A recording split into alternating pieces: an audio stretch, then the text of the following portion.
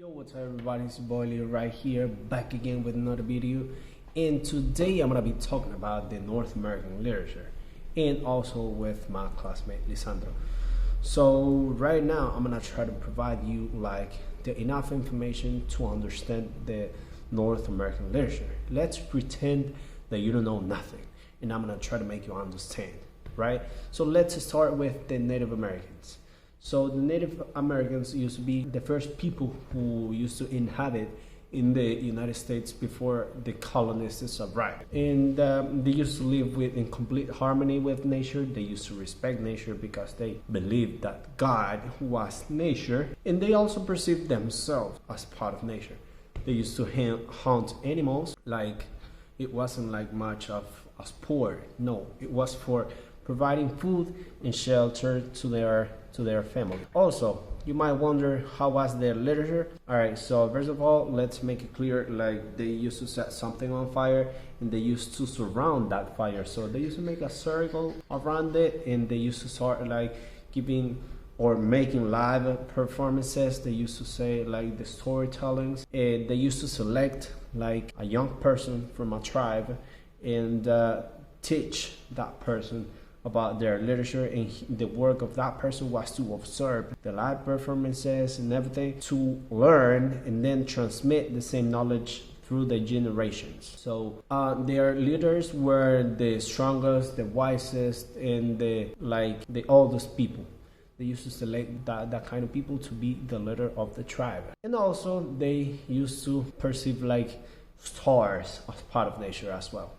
And then let's move on to the exploration period. This is like a macro topic because there is not much information about it. They used to be like, they were not like that much of literature, right? They didn't know much about writing. So they used to be like, yo, writing diaries, writing letters, writing journals and stuff.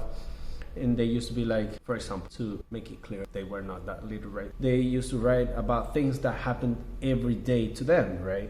For example, they were like in a boat and I saw 3 fishes like this and this and this. I saw a bird in that place. The bird was this big and stuff.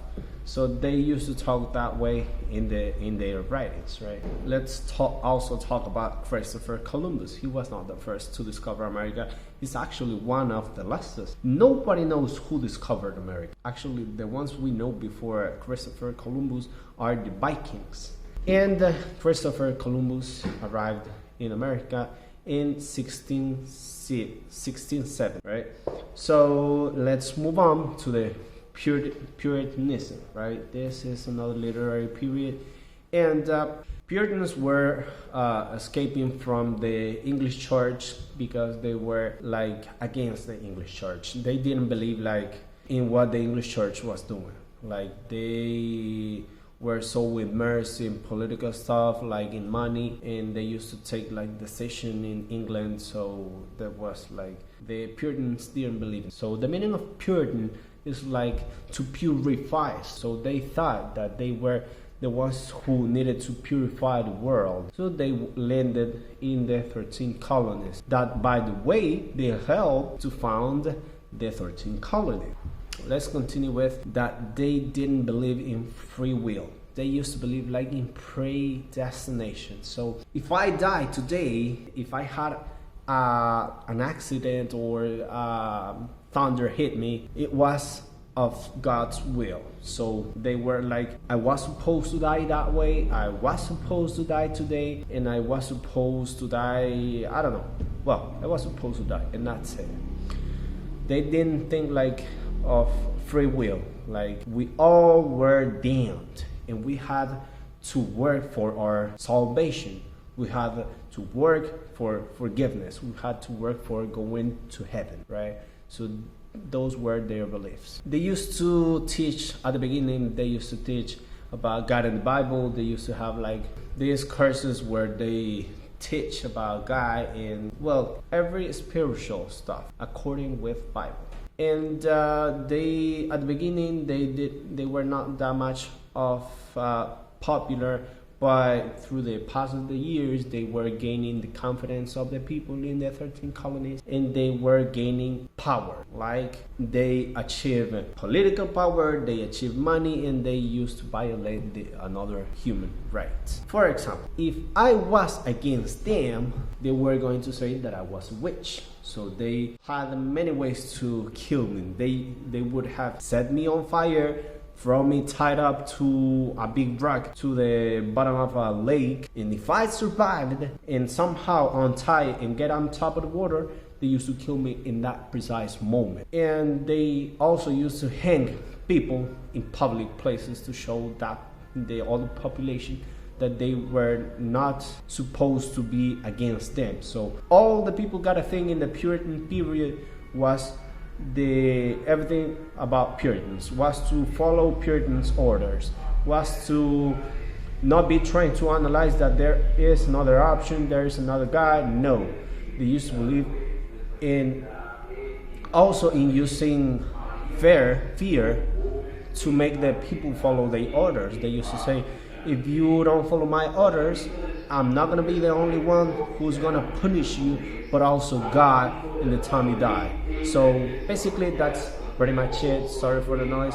And let's continue with my classmate Lizandro. Okay, at this time I will continue talking about different stages from the United States history, and I will be mentioning some important writings that took place in these times, also with the writers that are the persons who were in charge of this information. So to start, we have the Age of Reason. Thomas Paine in the 18th century took place in this stage, in this period. Thomas Paine was an English-American writer and pamphleteer whose writings influenced the American Revolution and helped pave the way for the Declaration of Independence.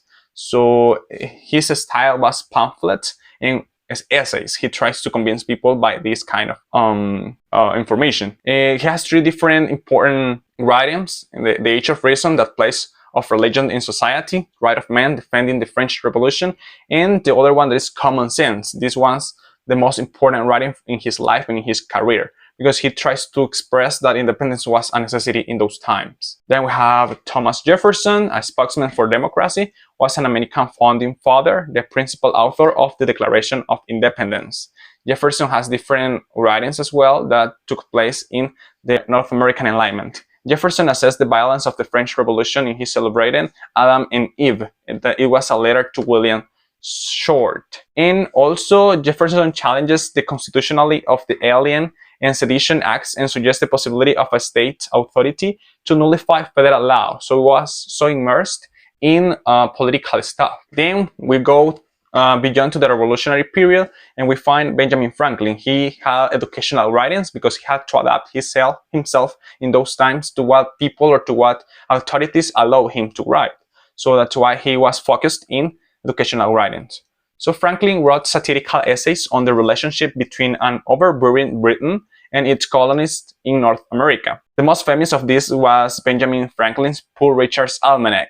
It was a book in which he tells stories. Then we have a museum for young gentlemen and ladies, or a private tutor for little master and misses. He tries to provide studies and stories and pieces of advice through his writings, and also almanacs, that are books that contains different stories. Also in the same period of revolution, we have Alexander Hamilton. Alexander Hamilton is best known for his contributions to the Federalist Papers, but that is not all he wrote. Hamilton had many works published, such as pamphlets, Affair with Maria Reynolds, and others defending the U.S. Constitution. And this is so important because the Federalist Papers was documents that become so popular in those times. Published several essays that defend the Constitution of USA before they become into the Federalist Papers. The first writing, the most important writings, was Publius for Alexander Hamilton. But this document became into the Federalist Papers, and all of this was about to defend the U.S. Constitution. So it was focused on political stuff as well. And another important writing is that the Reynolds pamphlets, because he tries to expose his affair with Maria Reynolds, and he had a lot of problems because of it. And last but not least, we have Romanticism. That is another age, another period in which all of the writings were focused on individualism and transcendentalism that tries to go beyond of what human can expect. The first representative in this stage is Edgar Allan Poe. Edgar Allan Poe is credited with initiating the modern detective story, developing the Gothic horror story, and being a significant early forerunner of the science fiction form. He has two important writings, but he has a lot of writing that we can find. But the most representative for him are The Murders in the Rue Morgue, and initiated the modern detective story. This writing or this story was like the document that gave the first step in this field of detective story. And The Raven, which is a poem, has a huge influence in the national literature in those times, because he tries to go beyond showing the same things or the common things in other way. And the other representative for Romanticism is Ralph Waldo Emerson. He was best known as an American transcendentalist, poet, philosopher, and essayist, and lived during the 19th century in the United States. His representative or his masterpiece are the Self-Reliance and the American Scholars. In both writings, he tries to create the idea inside of the people's mind that they don't need any other thing to become free and to be independent. They can support everything, they can stand with everything without help. And that are like the ideas that he tries to share through his writings. So thanks for watching. It has been everything for this video.